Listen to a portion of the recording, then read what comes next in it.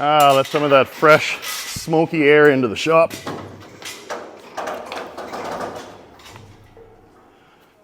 All right. Oh, that turned out nice. All right, welcome back to TwinStick Garage. My name is Mark. I like to build old trucks, old cars. And today I'm going to continue working on my 359 Peterbilt project I've named Little by Little. Now, I've been working on this truck for a long time. It has been going little by little, but I'm hoping and I'm optimistic that in today's episode, I'm actually going to be able to finish up all of the body work, hang my tarps, hang the Tyvek in the shop, and hopefully, fingers crossed, in the next episode, I'm actually going to start laying down primer and then eventually paint. Now, in a previous episode, I had actually picked out a blue paint from CMax. I think this was code 187, and of course it's all dusty now. And I liked it at first, but it didn't really, after I thought about it and I had it mocked up on the truck, it's a little too dark for me. I thought, I want something that's a little brighter, pops a little more. So I actually went back to CMax and I picked up a different color, leafed through the color catalog there, and I got a Subaru code TAQ medium blue. And it's a little bit lighter, you can't really tell in that, but it's a little bit lighter, a little bit metallic, and I'm gonna actually prime this again and paint this and try this color out and see if this is gonna be the LBL color. And I also picked up a bunch of paper and a bunch of other good stuff. So like I say, hopefully in this episode, I finish up the monotonous auto body work and like I say, can move to the next stage and get this truck painted.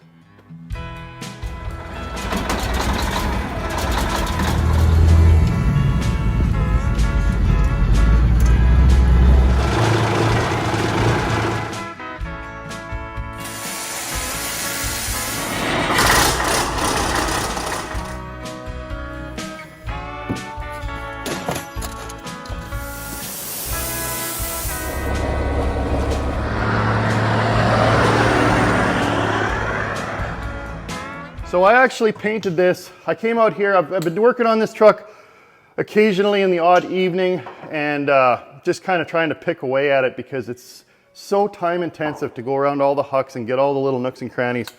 So I was working on sanding the fenders, getting all the little spots like in these little grills here. And then as I mentioned, I actually painted the bottom of the fenders here. I thought it'd be a good time before I actually get the blue paint on the truck is to just spray that on there. So I just picked up this Rust Check high build stone shield from Princess Auto. This is the same stuff I used on the bottom of the Trans Am and it seems to work quite well.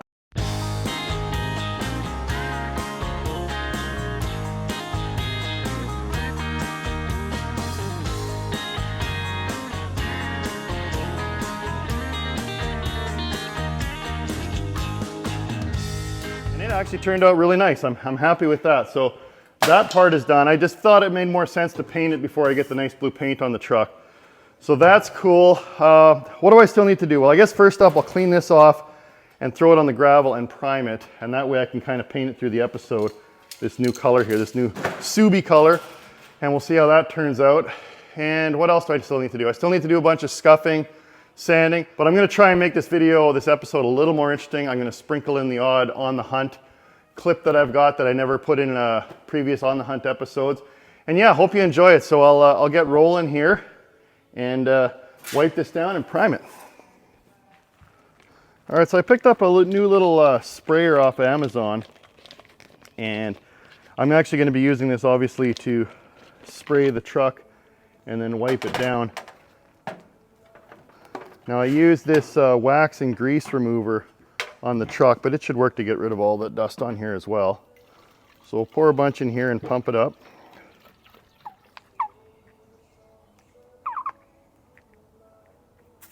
Oh, nice. Yeah, that'll work good.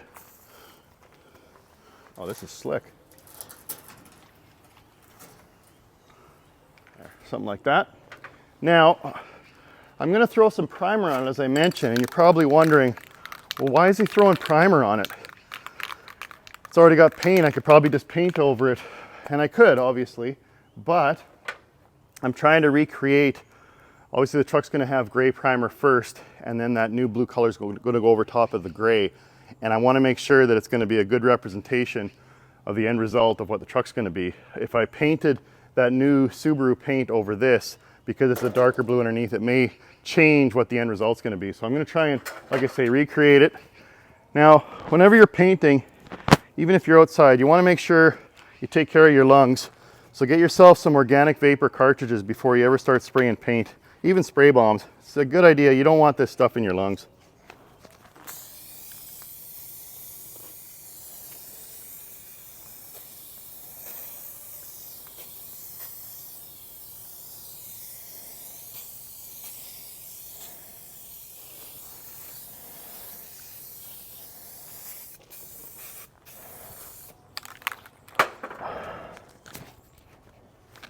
There, something like that. So I'll let that dry and then I'll put that new blue paint down. All right, back to polishing around hucks.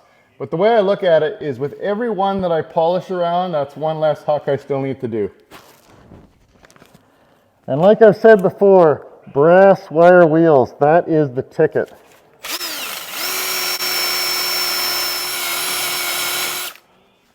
Look at what a nice job that does.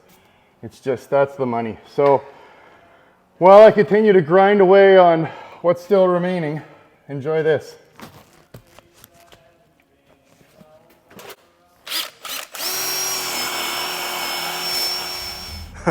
Now look at this monstrosity. A modern shaker cabover. Almost looks like one of those Scanias. Look how long the frame is on this thing. It's got to be 300 inches at least. Kind of reminds me of the, what the hell? Oh, that thing moves out. Interesting. Check that out. Yeah, I can't see getting hit by that thing. Oh, it's a stairway. Oh, look at that. All right, Freeliner, that's a pretty neat idea. Okay. Well, it's a standard and a really high bunk. It's neat that it's up here and not beside the seat. It reminds me of those Scanias that Bruce Wilson's always. He's trying to collect as many as he can get his hands on. Yeah, I don't know. Like I say, as a cabover truck, you're the first one to the scene of an accident. Wow, that's different. I've never been in one of these. Yeah, I wouldn't buy it, but I'm digging the stairway. What happens if you don't have air? Well, I guess it just doesn't come out, right? Very cool. That's quite the moose catcher on it.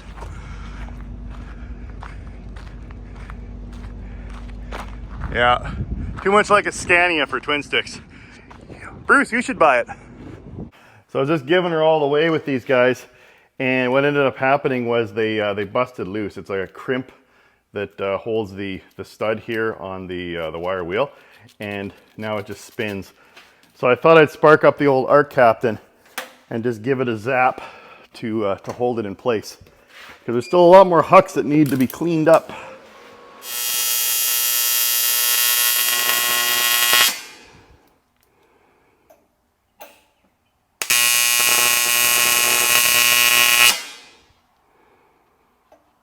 There, that should do it. Man, not bad. Sure handy having a TIG welder in your shop.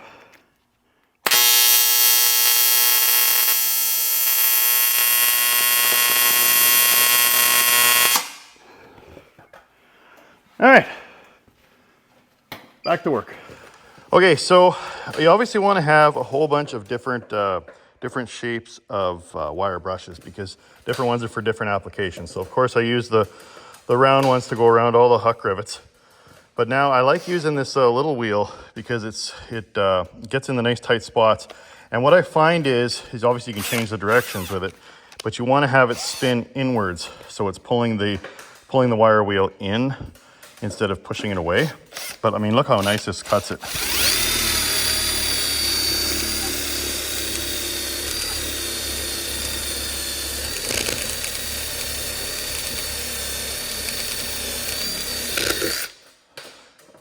Done. So that's definitely the ticket. Plus this guy goes in this little spot here as well and cleans this out. Again, turning in to grab and bite as opposed to flipping out.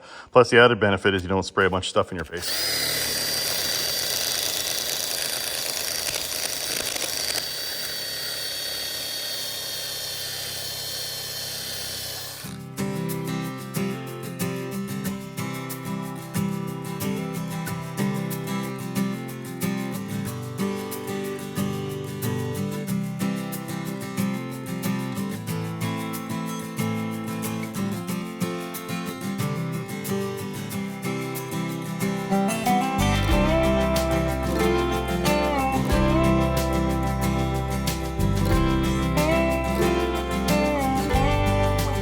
Okay, well, that it's coming along, but man, does that ever take time. I mean, of course, in the last episode, I spent pretty much the whole Saturday just on the back panel, and now it's pretty much lunchtime, and all I've got done is this side panel here. But you got to get in every little nook and cranny, and it just eats up the hours, even with the air tools and the power tools. But I'm liking how it's, I mean, I even got the edge down below. I got around all the hucks. I did as much as I could in the hinge. There was a little dent here on the wall that I threw some Bondo into to try and get that level. And then of course I scuffed the fiberglass roof cap. So it's getting there little by little. And the way I look at it is if I put in maximum effort on the bodywork and get this thing as smooth and as clean as I possibly can, it'll help to hedge against the paint job. Because of course, I'm not a professional painter. I've only ever painted one truck. So figure the more effort put into the prep, the better the paint job's gonna turn out. So with that, I think I might pivot for a bit here and try something new. What I might do now is try out this Subaru tack medium blue paint on that panel and see how that turns out.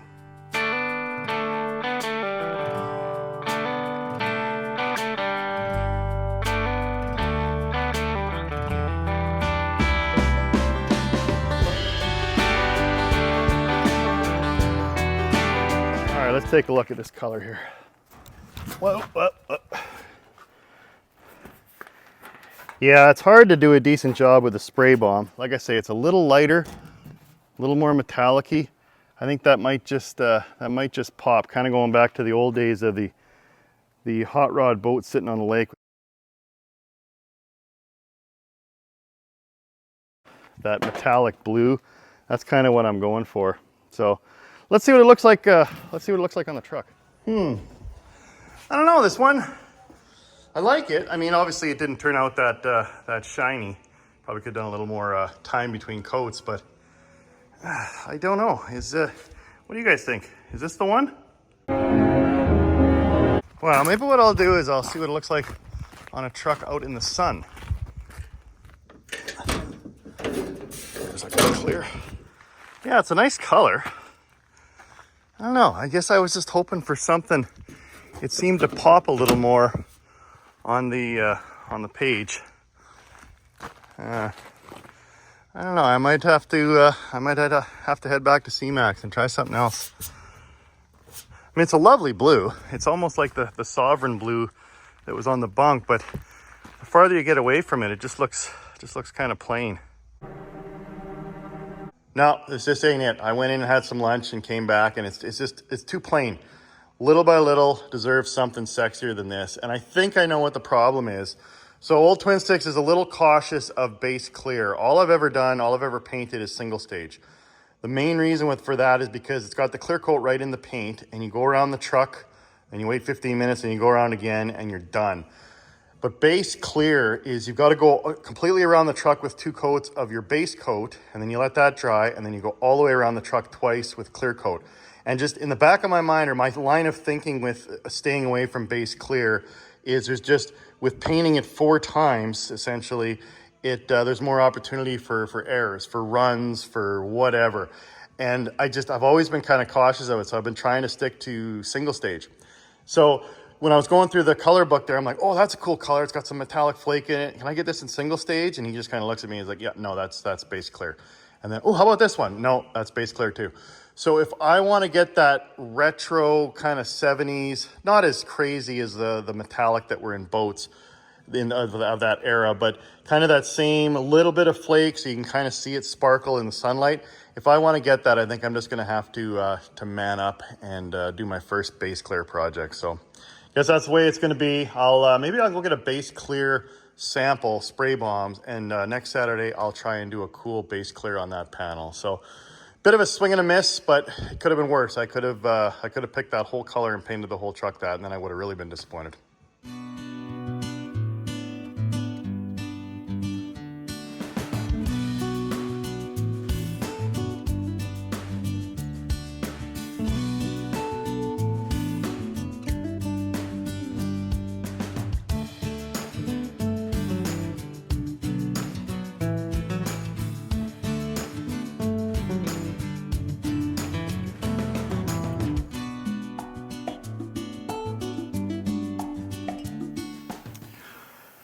Okay, so that was probably long overdue.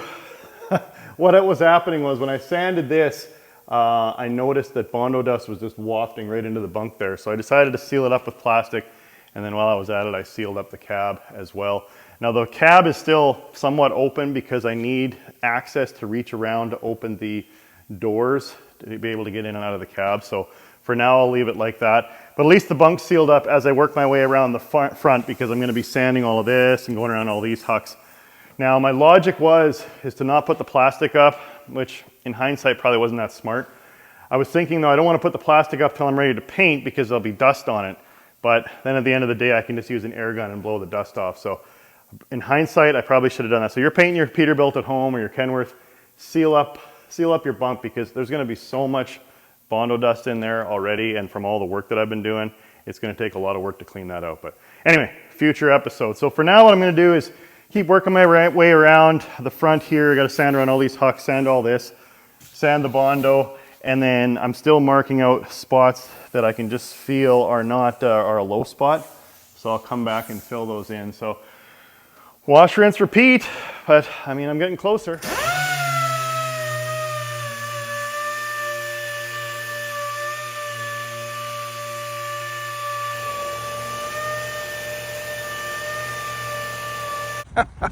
Look at this, it's a half a haze.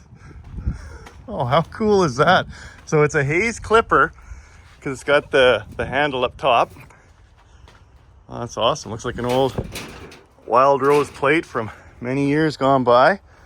Man, this would be a cool thing to buy to turn into a pontoon boat. A lot of guys, well, not a lot of guys, but I've seen videos where guys will take cabs of old trucks and they'll put them on pontoons and then turn them into kind of a party boat. What you know about rolling down in the deep? Could make a haze party boat out of this. Ooh, she's in rough shape. Surprised the mice haven't been up there. Oh, look at that. Yeah, drivetrain's all gone. Yeah. It was a 5-speed, so it's probably a 5 and 4, I'm guessing. That steering wheel's seen better days. How cool is that? What a neat piece of history.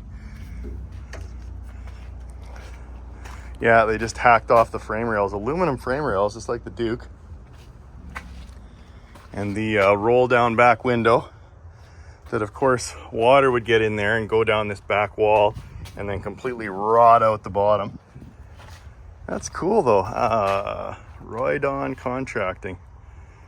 Oh, this is the days before they had the 780, so this is a long time ago. I'm guessing that's one number and that's the other.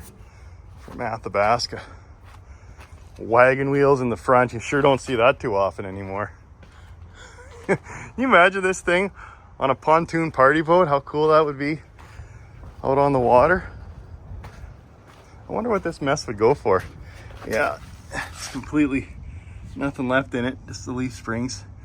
But all you need is the cab, right? Just throw the cab on a pontoon boat. Right on. A half a bear.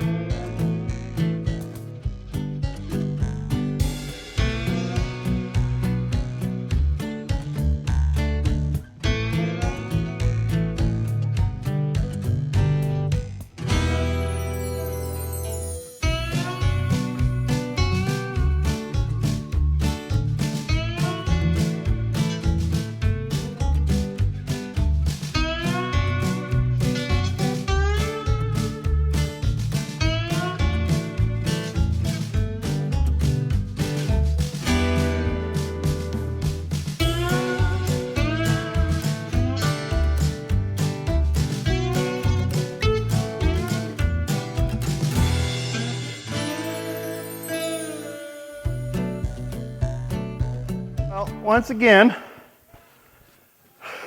I optimistically but incorrectly assumed that I would be able to get this thing ready for primer this week, but as you can see, that's just not going to happen. So it's going to be one more week, folks, one more week before I finally get this truck painted. It's just an incredible amount of work that it takes to thoroughly sand and properly sand and touch up all the little areas. It's a ton of work, but it's going to be worth it. So if you hang with me for another week, maybe I'll be able to finish up, and you won't have to sit through any more sanding episodes. Well, at least till I got going on the next few projects. And further to that, it's Mrs. TwinStick's birthday today. So I am going to throw a little bit of body filler in the low spots that I marked out, and then I'm going to go in and clean up and take her out for a nice dinner, a nice night on the town.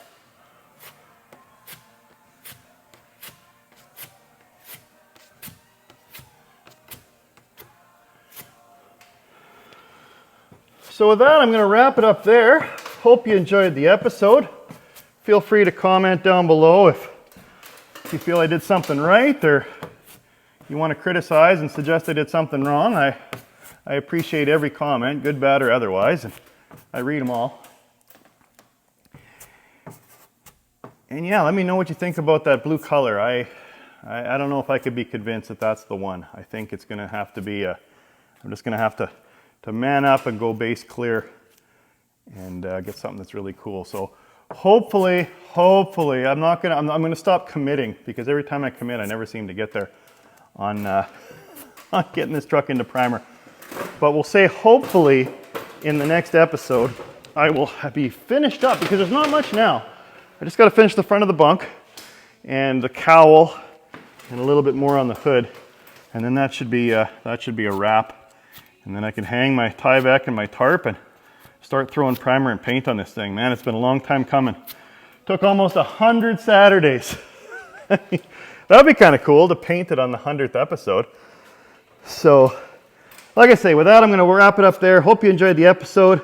Hope to see you next week. Don't ever forget, if you got it, truckers brought it. And at the end of the day, it's always good to think about what you did to help somebody else.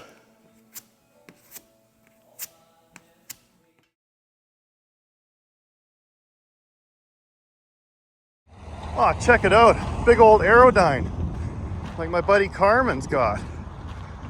Oh, that is sweet. Look at this bad boy.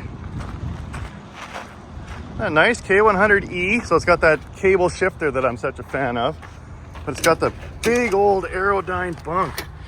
All right, how am I gonna get in here? Huh. That is vintage, isn't it?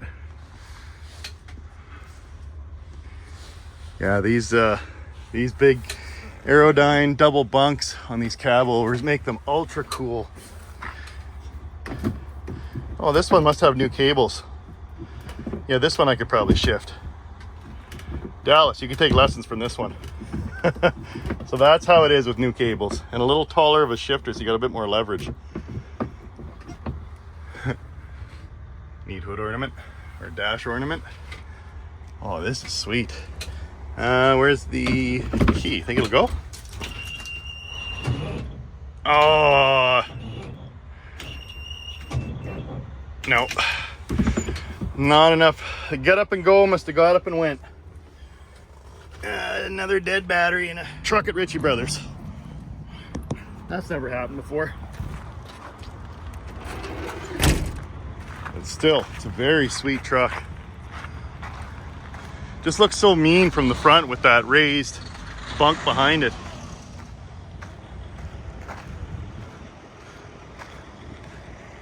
Yeah, that is a cool truck.